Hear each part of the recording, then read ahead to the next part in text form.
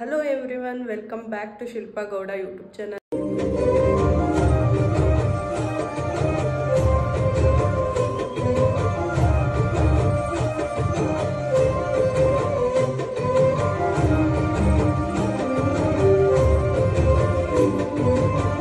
ಎಲ್ಲರೂ ಹೇಗಿದ್ದೀರಾ? I hope ಎಲ್ಲರೂ ಚೆನ್ನಾಗಿರ್ತೀರಾ ಅಂತ. ಆವಾಗಲೇ ಇಂಟ್ರೊಡಕ್ಷನ್ ಕೊಡೋಕ್ಕಾಗಿರಲಿಲ್ಲ. ಡೈರೆಕ್ಟ್ ಮನೆಯಿಂದ ಬರ್ತಾನೆ ಗುಂಡ ವಾಕ್ ಹೋಗಿದ್ದಾನೆ ಅಂತ ಹೇಳಿದ್ರಲ್ಲ ಮನೋಜ್ ಅವರು. ಸೊ ಹಾಗಾಗಿ ಡೈರೆಕ್ಟ್ ಅಲ್ಲಿಗೆ ಹೋಗ್ಬಿಟ್ಟೆ ನಾನು, ಅವರಿರೋ ಜಾಗಕ್ಕೇನೆ, ಗುಂಡ ಮತ್ತು ಮನೋಜ್ ಅವರಿರೋ ಜಾಗಕ್ಕೇನೆ.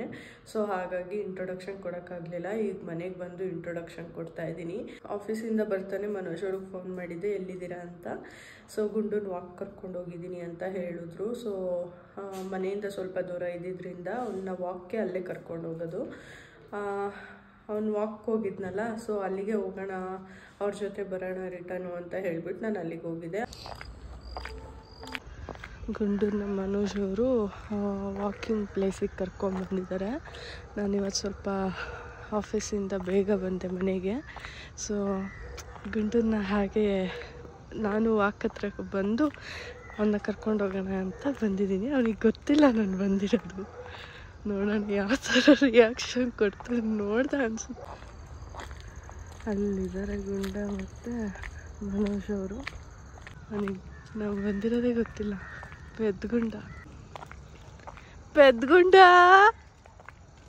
ಬಂಗಾರಿ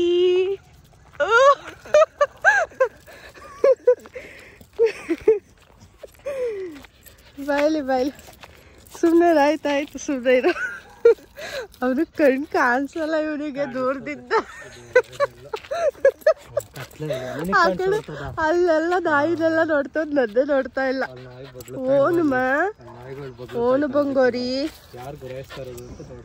ವಾಕ್ ಬಂದಿದೀಯಾ?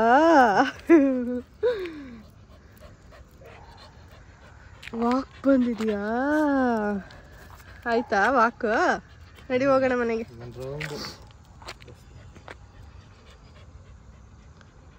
ಯಾರಪ್ಪ? ಗುಂಡು ಬಂಗಾರು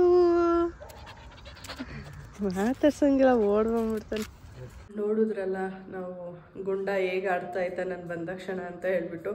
ನಾನು ಸ್ಟ್ರೈಟ್ ಬರ್ತಾ ಇದ್ದೆ, ಅವನು ಯಾವುದೋ ನಾಯಿ ಎಲ್ಲ ಇತ್ತು ಅಂತ ಹೇಳ್ಬಿಟ್ಟು, ನಾಯಿ ಎಲ್ಲ ಆ ಕಡೆ ಎಲ್ಲ ಬೊಗ್ಳುತ್ತಾ ಇತ್ತು ಅಂತ ಹೇಳಿ ಆ ಕಡೆನೇ ನೋಡ್ತಾ ಇದ್ದಾನೆ, ನನ್ನ ಕಡೆ ನೋಡ್ತಾನೆ ಇಲ್ಲ. ಆಮೇಲೆ ನಂಗೆ ಕರೆದಕ್ಷಣ ಜೋರಾಗಿ ಓಡ್ ಬಂದು ಆ ಥರ ಏನೋ ಡ್ಯಾನ್ಸ್ ಮಾಡ್ತಾ ಇದ್ದಾನೆ ನನ್ನ ಹತ್ರ. ಏನಾಯ್ತಪ್ಪ ಅಂತ ಅಂದರೆ, ಮಾರ್ನಿಂಗ್ಗೆ ಮನೋಜ್ ಅವ್ರಿಗೆ ವಾಷಿಂಗ್ ಮಿಷಿನ್ಗೆ ಬಟ್ಟೆ ಹಾಕಿ ಅಂತ ಹೇಳಿದ್ದೆ. ಅವರು ಹಾಕಿ ಇಟ್ಬಿಟ್ಟಿದ್ದಾರೆ. ಆಮೇಲೆ ನಾನು 4:30 ಹಂಗೆ ಆಫೀಸಿಂದ ಬರುವಾಗ ಏರ್ಪೋರ್ಟ್ ನೋಡ್ತೀನಿ, ಒಂದೈತೆ. ಆಮೇಲೆ ನೆನ್ಪು ಮಾಡಿಕೊಂಡೆ, ವಾಷಿಂಗ್ ಮಿಷಿನ್ ಒಳಗಡೆ ಬಟ್ಟೆ ಒಳಗಡೆ ಇಟ್ಟಿದ್ದೆ ನೆನ್ನೆ, ಏನಾಯಿತು ಏರ್ಪೋರ್ಟ್ ಸಿಗ್ತಾ ಇಲ್ಲ ಅಂತ ನೋಡಿದ್ರೆ ವಾಷಿಂಗ್ ಮಿಷಿನ್ ಒಳಗಡೆ ಹಾಕ್ಬಿಟ್ಟು ಇದಾಗ್ಬಿಟ್ಟೈತೆ. ಮೇ ಬಿ ವರ್ಕ್ ಆಗುತ್ತೋ ವರ್ಕ್ ಆಗಲ್ವೋ ಗೊತ್ತಿಲ್ಲ. 1 ವರ್ಷ ಆಯ್ತು ಇದನ್ನು ತೊಗೊಂಡು. 5,000 ರೂಪಾಯಿ ಇದು. ನನಗಂತೂ ಸಖತ್ ಬೇಜಾರಾಗ್ತಾ ಇದೆ.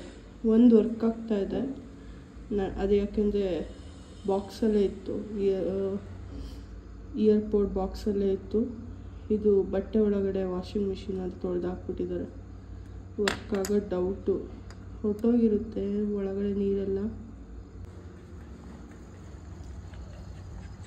ಗುಂಡನ್ನ ವಾಕ್ ಕರ್ಕೊಂಬಂದು ವಾಕಿಂದ ಇಲ್ಲೇ ಕೂರಿಸಿದ್ದೀವಿ.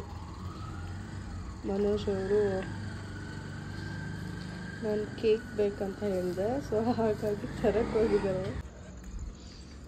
ಅದು ಆ ಏರ್ಪೋರ್ಡು ಎಷ್ಟು ಸಲ ನನ್ನ ಕೈಯಿಂದ ಕಳೆದೋಗಿ ಎಷ್ಟು ಸಲ ಸಿಕ್ಕಿದ್ಯೋ. ಏನಾಗುತ್ತೆ, ವರ್ಕ್ ಆಗುತ್ತಾ ಇಲ್ವಾ?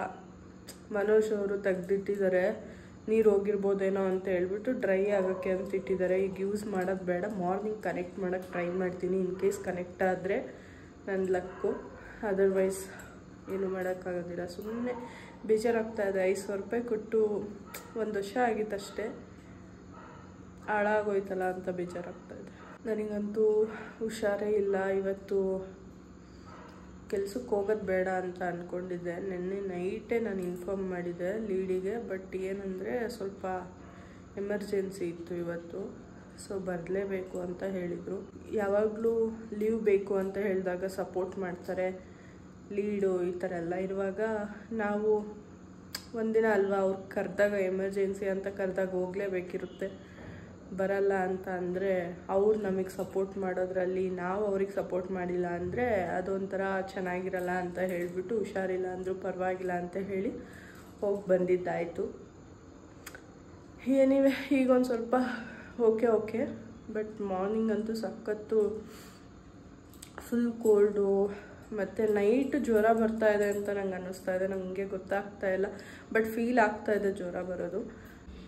ಇವತ್ತು ಮನೋಜ್ ಅವರೇ ಪೂಜೆ ಮಾಡಿಬಿಟ್ಟಿದ್ದಾರೆ ಎಲ್ಲ. ನಾನು ಹೇಳೋಗಿದ್ದೆ ನಂಗೆ ಹುಷಾರಿರಲಿಲ್ಲ ಅಂತ ಹೇಳಿಬಿಟ್ಟು ಪೂಜೆ ಮಾಡೋಕ್ಕಾಗಿರಲಿಲ್ಲ. ಮನೋಜ್ ಅವ್ರಿಗೆ ಇನ್ಫಾರ್ಮ್ ಮಾಡಿದ್ದೆ ನೀವೇ ಎಲ್ಲ ಮಾಡಿಬಿಡಿ ಅಂತ.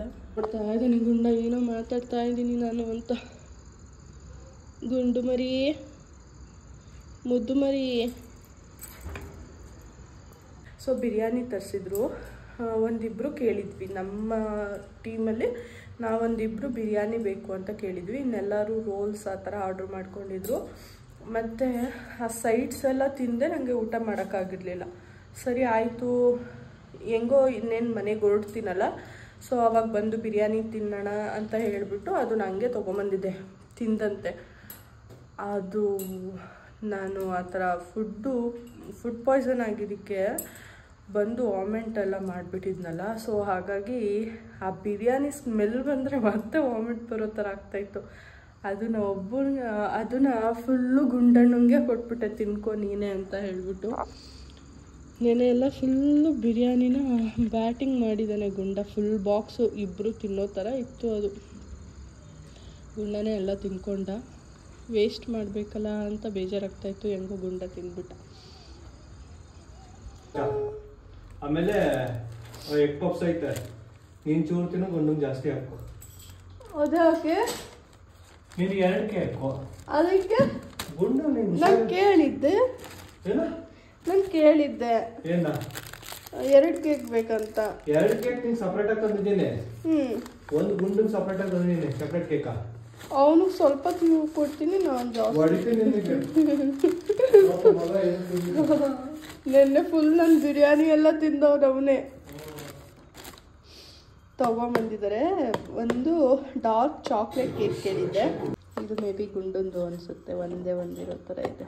ನಾನು ಬ್ಲ್ಯಾಕ್ ಫಾರೆಸ್ಟ್ ಮತ್ತು ಡಾರ್ಕ್ ಚಾಕ್ಲೇಟ್ ಪೇಸ್ಟ್ರಿ ಕೇಳಿದ್ದೆ, ಅದು ಸಿಕ್ತಂತೆ. ಬಟ್ ಬ್ಲ್ಯಾಕ್ ಫಾರೆಸ್ಟ್ ಕೇಕ್ ಸಿಕ್ಕಿಲ್ಲ. ಸೊ ಹಾಗಾಗಿ ಅವನು ಚಾಕ್ಲೇಟ್ ಕೇಕ್ ತಂದಿದ್ಯಾ. ಸೊ ಹಾಗಾಗಿ ಬಟರ್ ಸ್ಕಾಚ್ ತೊಗೊಂಬಂದಿದ್ದೆ, ಒಂದು ಎಗ್ ಪಪ್ಸ್ ತೊಗೊಂಬಂದಿದ್ದೆ. ನಾನು ಎಗ್ ಪಪ್ಸ್ ಕೇಳೇ ಇರಲಿಲ್ಲ. ನೀನು ತಿನ್ಬಿಟ್ಟು ಹೋಗು, ನೀನೇ ತಿನ್ಕೊಂಡು ಹೋಗು ಎಗ್ ಪಪ್ಸು. ಹಾಂ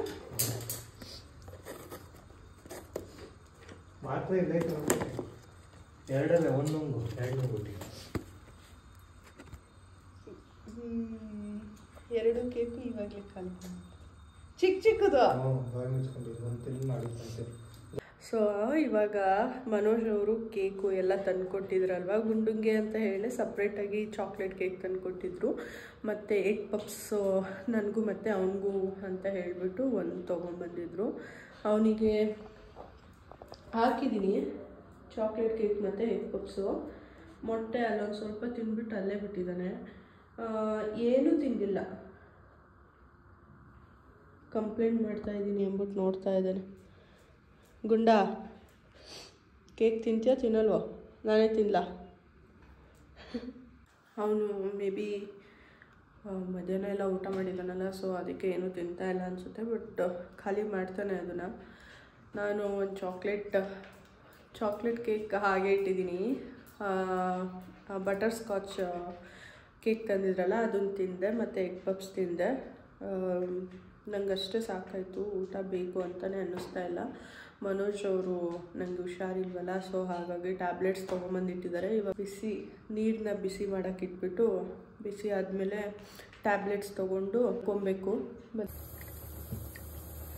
ಕುಡಿಯೋಣ ಅಂತ ಹೇಳಿಬಿಟ್ಟು ಕಾಫಿ ಮಾಡೋದಕ್ಕೆ ಇಟ್ಟಿದ್ದೀನಿ.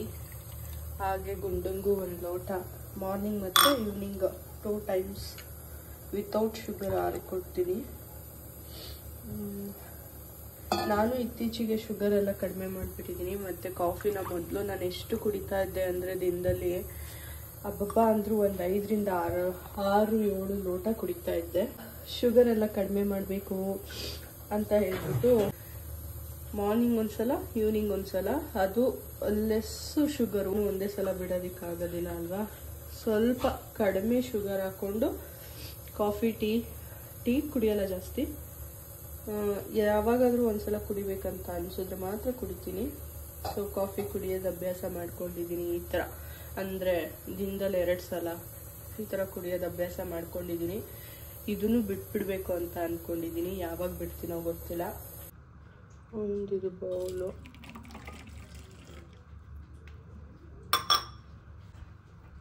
ಗುಂಡ ಇಲ್ಲೇ ಕೂತವನು, ಹಿಡಿಯೋ.